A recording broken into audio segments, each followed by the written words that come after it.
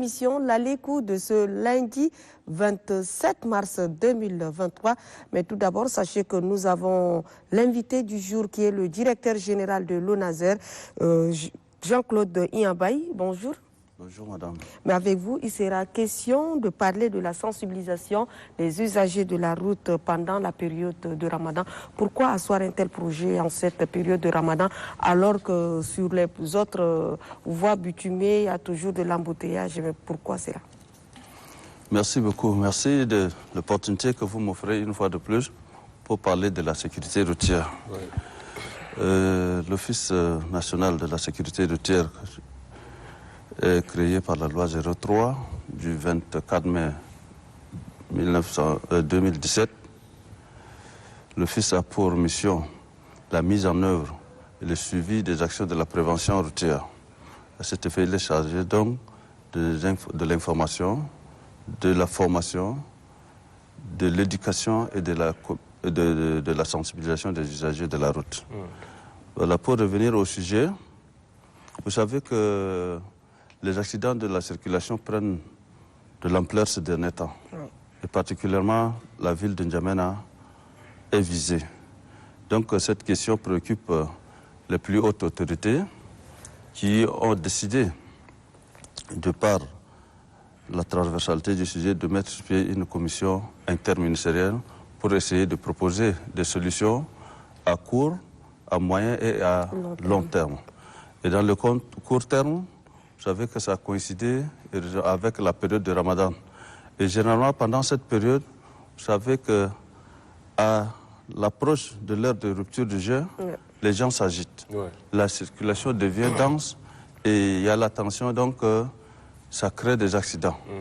C'est pour dire que nous avons choisi cette période pour sensibiliser. Je parlais tantôt d'une commission qui a été mise sur pied, interministérielle. Donc, je dis qu'il y a le ministère des Transports terrestres et de la sécurité routière, il y a le ministère des infrastructures et du désenclavement, il y a le ministère de la sécurité publique, il y a la mairie, et bien sûr avec leurs bras techniques qui sont l'ONASER, la direction générale de la gendarmerie, de la police et autres. Donc, chaque ministère a été instruit de mener des actions immédiates pour essayer de parer un peu au phénomène. C'est ainsi que, en ce qui concerne le ministère des Transports terrestres et de la sécurité routière, il a décidé de mener une campagne de sensibilisation de proximité pour conscientiser et éduquer les usagers de la route. La fois dernière, quand nous avons fait une descente au niveau du rond-point Adam Tchéré et le rond-point de Palais des Arts, c'était dans ce but-là, c'est pour dire aux usagers que ce n'est pas la peine de s'agiter. Nous avons confectionné des flyers sur lesquels il était écrit « Soyons patients, roulons doucement, respectons les feux tricolores et en cas de fatigue, prendre une pause ». Dire que le ramadan, naturellement, ça fatigue.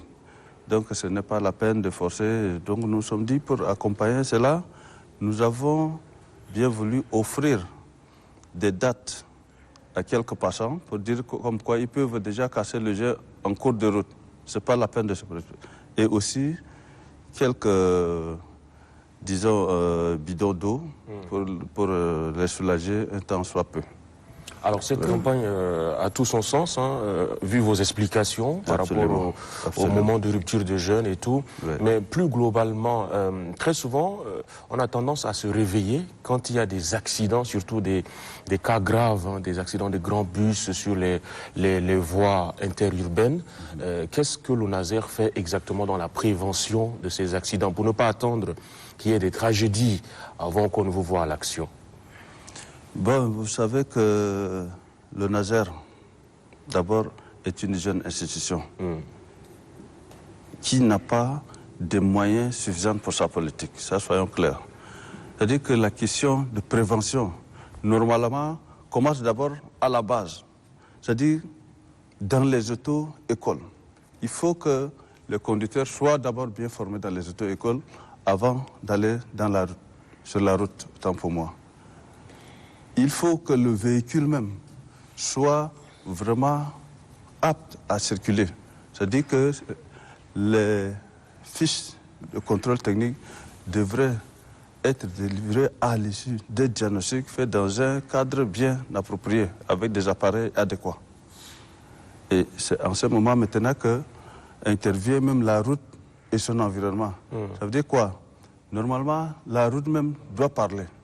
C'est-à-dire qu'il doit avoir des signalisations horizontales comme verticales pour permettre aux usagers de connaître ce qu'il faut faire.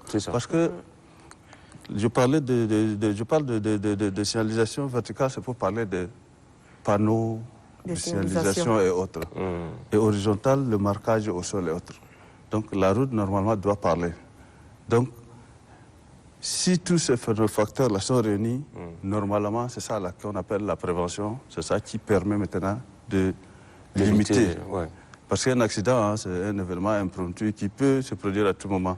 On ne peut pas totalement arrêter, mais on pourrait limiter si, à la base, nous prenons des choses. Donc, c'est pour dire qu'en ce moment, comme j'ai dit que l'Office est une jeune institution, nous sommes en train de vouloir mettre sur place toute cette technicité et autres pour essayer maintenant de limiter les accidents. Et oui, monsieur le directeur général, pensez-vous qu'avec toutes ces stratégies mises en place, le risque d'accident de circulation sera vraiment réduit? Absolument. Il faut se dire que quand on peut se gagner ne serait-ce qu'une seule vie, c'est déjà quelque chose. Le problème ici, vous voyez madame, c'est un problème de civisme. Je ne sais pas si vous êtes passé par une auto-école avant de conduire. Normalement, mais le Tchadien, c'est entre nous. Rares sont ceux qui sont passés par l'auto-école. Donc c'est déjà un problème. Donc conscientisons-nous, disons-nous que nous allons passer par l'auto-école avant de conduire. Mais ces usagers, vous pensez que de leur côté, ils vont réellement respecter les panneaux de signalisation, puisqu'on remarque également le comportement de certains usagers de la route? Bon, j'avais dit tantôt, c'est une question ici de civisme. L'incivisme routier vraiment est trop caractérisé au Tchad. Mais normalement, il faut connaître les règles de circulation avant d'aller dans la route, comme je l'ai dit. Mais quand vous ne respectez pas les règles, normalement, il y a la police nationale qui est là, il y a la gendarmerie qui sont là pour réprimer. Et maintenant, nous sommes en train aussi de vouloir mettre sur pied une brigade active de la sécurité routière qui va servir contre tous les contrevenants. Tant qu'il n'y a pas la répression, vous savez que la sensibilisation seule ne suffit pas. Alors, Madame la ministre des Transports, Madame Fatima Goulkouni, qui était sur le même siège que vous, notre invitée dans cette émission, a fait une récente sortie médiatique pour annoncer des nouvelles mesures, genre des papiers qu'il faudra encore plus ajouter au rang des papiers qu'il faut posséder pour pouvoir conduire. Mais dans cette politique de transport, on remarque qu'on oublie très souvent les piétons. Qu'est-ce qui se fait de ce côté-là? Parce que très souvent, c'est les piétons qui sont les victimes d'accidents de circulation. Bon, mais je disais tantôt que la sécurité routière passe d'abord par l'éducation et la formation. Nous avons, au niveau de l'ERNAGER, pris attache avec le ministère de l'Éducation pour confectionner des manuels de sensibilisation pour que les enfants, déjà à l'école, commencent à avoir quelques notions de la sécurité routière. Donc, parmi ceux-ci, il peut y avoir des piétons, des motocyclistes, des cyclistes, ainsi de suite. Donc, si on fait la sensibilisation à la base, tout ce monde sera pris en compte. Mais sinon, les piétons ne sont pas aussi pour autant négligés. Quand nous sommes en train de sensibiliser en ce moment, ce n'est pas forcément les motocyclistes ou bien ceux qui sont au volant. Voilà, ceux qui sont au volant, qui sont concernés. Même les piétons, nous leur disons de libérer la chaussée. Donc tout le monde est concerné par la sensibilisation. Alors la sensibilisation en soi, comment ça se passe sur le terrain? Est-ce que vous disposez des agents? Combien de personnes descendent sur le terrain pour sensibiliser les usagers de la route? Voilà, pour la circonstance, nous avons mobilisé tout le personnel de l'ONASER et quelques aussi cadres du ministère. Nous avons fait appel à des associations qui œuvrent dans le domaine de la sécurité routière. Nous avons aussi fait appel à la Croix-Rouge pour nous aider dans cette campagne. Donc nous disons que la sécurité routière, c'est l'affaire de tous, donc tout le monde est concerné. Mais est-ce que toute la ville de N'Djamena est servie, puisque N'Djamena est vraiment vaste, donc, ou bien on se focalise dans quelques ronds-points et c'est tout, alors que le nombre des accidents augmente de jour en jour? Alors, vous l'avez bien dit, N'Djamena est trop large et nous ne pouvons pas couvrir tout N'Djamena. Et nous le faisons progressivement. Nous avons d'abord ciblé les points névralgiques, tels qu'au niveau des 5 viaducs, le rond-point double voie, le rond-point Chagua, le rond-point Adoumtchéré, le rond-point deuxième station, le rond-point Farcha, ainsi de suite. Donc, ces points-là où on a remarqué que, généralement, c'est une zone de confluence et qu'il y a des bouchons à certaines heures. Donc, c'est ce point-là qu'on a ciblé dans un premier temps. Mais comme c'est une action continuelle normalement, nous devons non seulement le faire en N'Djamena, normalement dans toutes les grandes villes du Tchad. Mais c'est pendant les heures de pointe ou bien comment ça se passe? Oui, pour le ramadan, c'est pendant les heures de pointe que nous le faisons. Mais alors que dans la matinée... de 17h jusqu'à 18h, 18h30. D'accord. Voilà. Ok. Revenons sur votre institution, l'ONASER.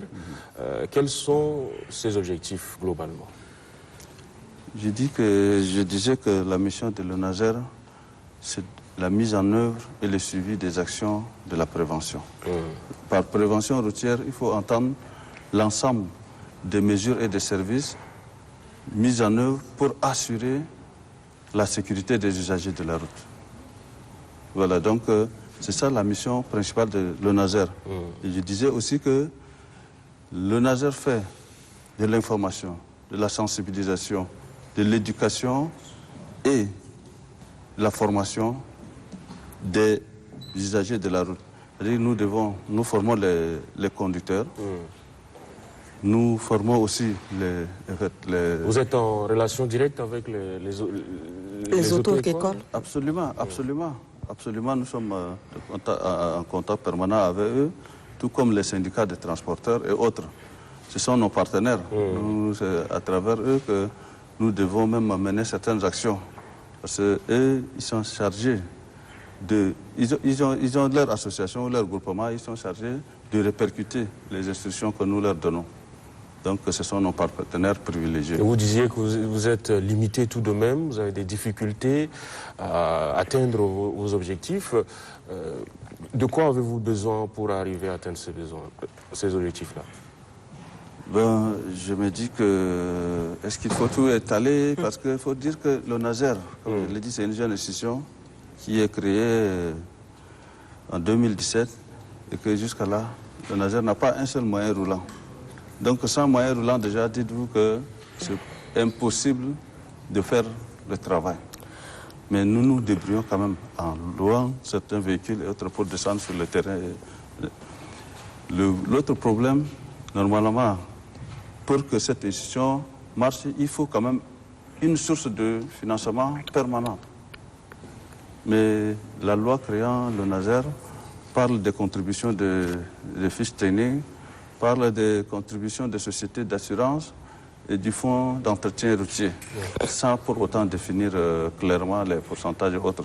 Donc, vous n'avez pas d'autonomie de gestion? Mais justement, l'autonomie de gestion, mais les sources de financement.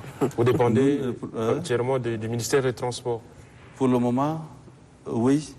Et aussi des contributions des sociétés d'assurance et des fonds d'entretien routier que je venais de citer. D'accord. Oui, monsieur Jean-Claude Iambay, vous êtes le directeur général de l'ONASER, Office national de... Avez-vous un message à l'endroit de tous ces usagers qui nous suivent par rapport à la sensibilisation en cette période de Ramadan?